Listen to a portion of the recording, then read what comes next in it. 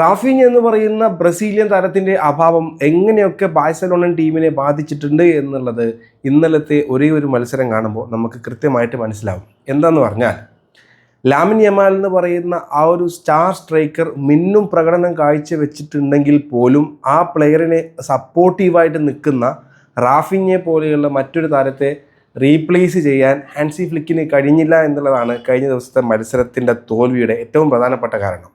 മറ്റൊരു കാരണത്തിലേക്ക് കടന്നു വരുന്ന സമയത്ത് ഇപ്പോൾ വിവാദമായി കൊണ്ടിരിക്കുന്ന ആ ഒരു കാർഡ് ഇഷ്യൂ, ഒരുപക്ഷെ അത് യെല്ലോ കാർഡായിട്ടും ചുരുക്കാമായിരുന്ന ആ ഒരു കാർഡ് എന്തുകൊണ്ട് റെഡ് കാർഡ് ആക്കി എന്നുള്ളത് നമ്മൾ പരിശോധിക്കേണ്ടിയിരിക്കുന്നു. എന്നിരുന്നാലും ആ ഒരു റെഫറിയെ ബാൻ ചെയ്തിട്ടുണ്ട് എന്നുള്ള ന്യൂസാണ് ഏറ്റവും ലേറ്റസ്റ്റ് ആയിട്ട് നമുക്ക് അറിയാൻ കഴിഞ്ഞത്.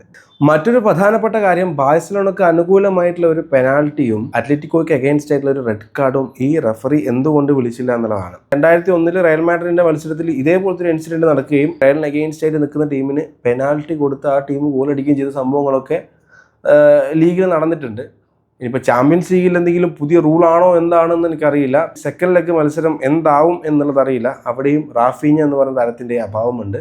കാത്തിരുന്ന് കാണാം. വീണ്ടും സന്ധിക്കവരേക്കും വണക്കം. വീഡിയോസ് ഇഷ്ടപ്പെടുന്നുണ്ടെങ്കിൽ ഫോളോ ചെയ്യാമെന്ന് പറഞ്ഞുകൊണ്ട് ജാസിർ ബിൻ ജലീൽ.